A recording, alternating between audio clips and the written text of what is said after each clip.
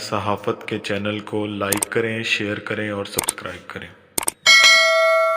अस्सलामुअलैकुम, आप देख रहे हैं दुनिया है सहाफ़त की। आपका मेज़बान मोहम्मद साजिद। राजा बाज़ार में बारिशों की वजह से लोगों की दुकानों में पानी दाखिल हो गया। बारिशों का पानी दुकानों में दाखिल होने की वजह से ताजरों को बहुत ज़्यादा नुकसान और बहुत ज़्यादा परेशानी काटनी पड़ रही है।